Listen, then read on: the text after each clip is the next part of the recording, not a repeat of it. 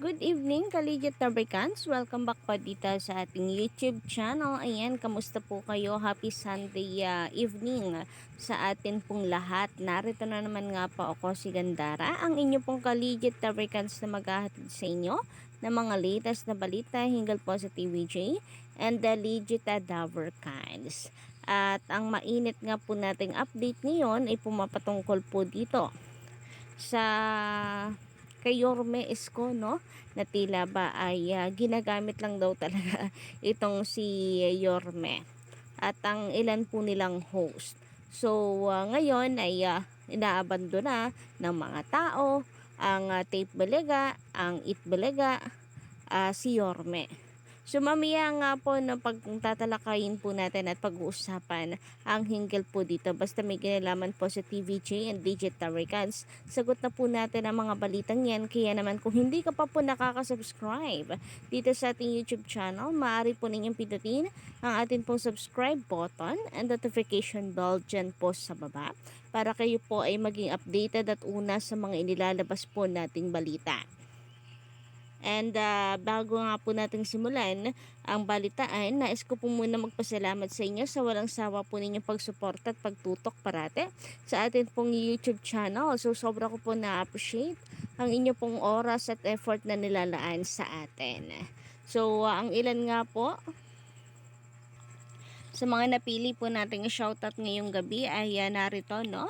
So, shoutout po Sir Fred Millares, shoutout Mendoza Joby, shoutout Banika and Daisy B. Rebecca Hainer, Gemerax Quinoes, more Power TV and original host, hindi mapapantayan ang mga taong to. So, pahirap ng pahirap no yung pangalan po ng nasa-shoutout natin.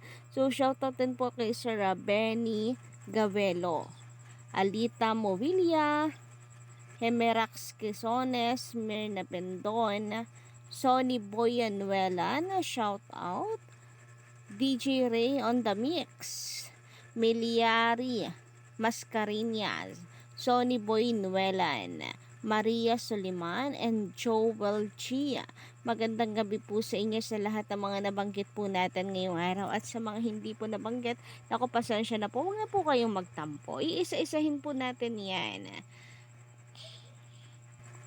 Samantala, narito naman po ang ilang komento ng mga netizen or mga ka-solid po natin mga commentors. Mula kay Sir Joel Pipito, iba talaga pag pera na ang nagsalita. Ang lahat ay makikinig. Pera po sa atin nakaligit Africans when it comes to pag-support po sa TVJ, no? Naku, kahit po siguro tayo or lugar natin ang masugod ng G sa Gedli nila Yorme, bigyan tayo ng pera, mananatili po na ang suporta natin ay nasa EAP.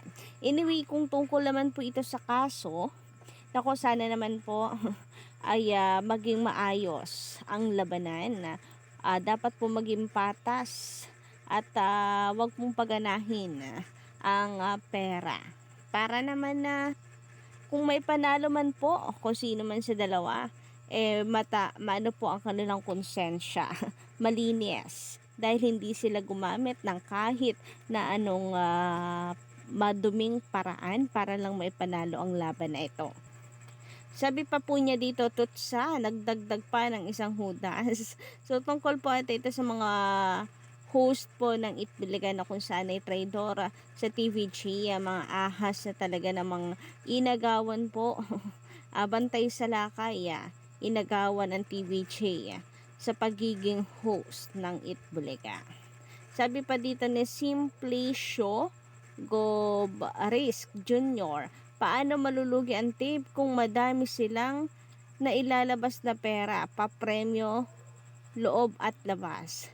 So, bago po kayo ma-stress guys, so ang tinutukoy po niya dito, lilinawin lang po natin, hindi po siya basher. So, Collegiate Tabricans po natin ito. Yung sinasabi niyang papaano malulugi ang tape kung madami silang nailalabas na pera, papremyo, loob at labas, ay tungkol po sa kanilang katwiran kung bakit hindi po nila napapasahuran ang TVJ.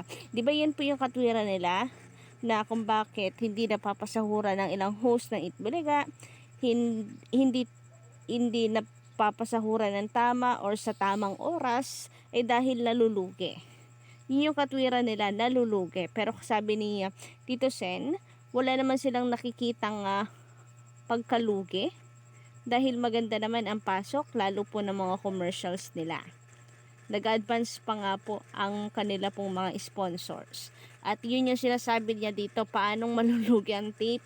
Madaming na ilalabas sa pera pa premyo, loob at labas.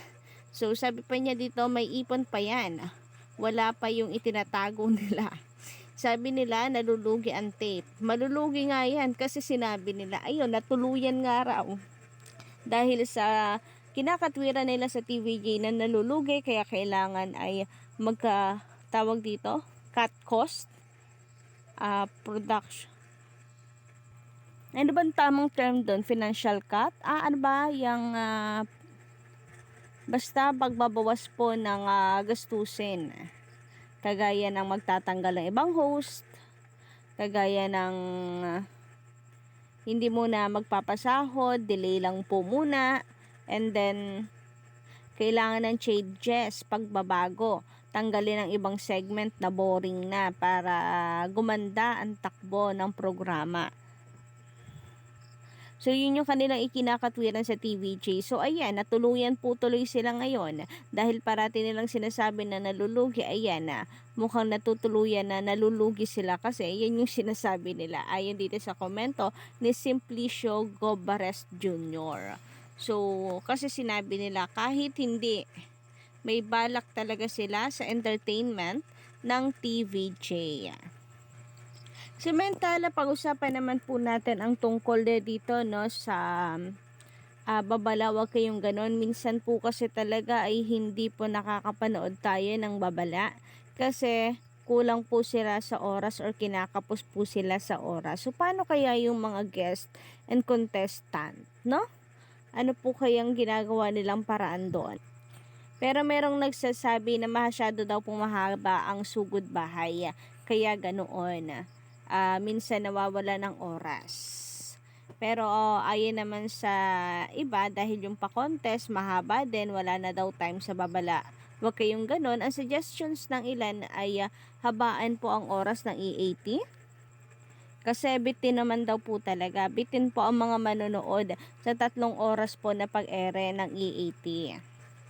So, yung bagay na hindi po natin alam kung matutugunan. Kasi baka mamaya syempre kinakailangan po niya na tingnan pa rin kung meron pong conflict, may mababanggang programa kapag hahabaan po yung kanilang oras. Pero sabi naman po nung ilan ay minsan na nagpapahaba daw po kasi ay yung mga taong wala, kagaya nung nakaraan, ang dami daw po talagang wala. Yung mga nakapila po sa sugod bahay, mga kapatid. So minsan nakakain din daw po doon ang oras. So may mga ganyan po talagang chances na hindi po natin maiiwasan talaga. Kaya kung maaari, pagbigyan na nga lang din po yung hiling natin na sana po ay mas mapahaba pa ang oras ng EAT. Kung kaya po, kung kaya lang naman. Anyway, pag-usapan naman po natin ang tungkol sa YouTube channel nitong si Yorme Isko. So, ayan na. Mukhang itchapera na po ngayon si Yorme. At hindi na ginagamit ang kanyang channel dahil nakuha po nila ang Itbulaga tape na kung saan ay kanila pong gamit-gamit na. Narito nga no.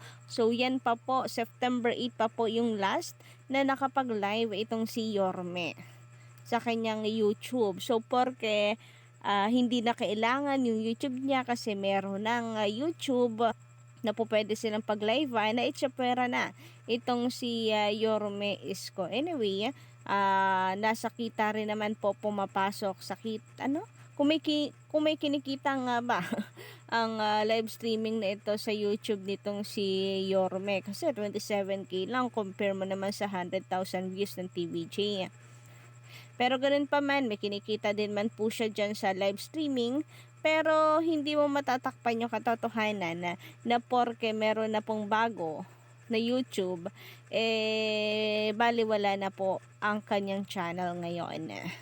Parang ginagamit lamang po ang channel niya dahil sa wala pa sa ngayon silang YouTube. Pero yung YouTube po ngayon, alam naman po natin na sa original po yan, which is ang original na alam po natin ay TVJ, na kung saan eto nga no, ngayon lang po natin to tiningnan, pero nakapag-upload na po sila. Yan no, meron na pong mga mukha nila Yorme, nila Betong, nila Paulo.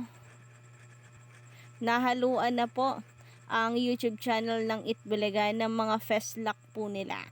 Grabe, binabandera po talaga nila. Pero kita niyo naman no, 3.6, 2.3, 2.9, 2.4 ang kanilang viewers. Wala pong kabuhay-buhay. 5 million subscriber pero ganyan, walang kabuhay-buhay at dating po ang kanilang viewer. So kayo po ba guys, ano ang inyong masasay hinggil dito? Hanggang dito lang po muna ng ating update. And sa mga bago lang, don't forget to click the subscribe button and notification bell para kayo maging updated sa susunod pa nating balita. So yun lang, hanggang sa muli mga ka-Legit Americans.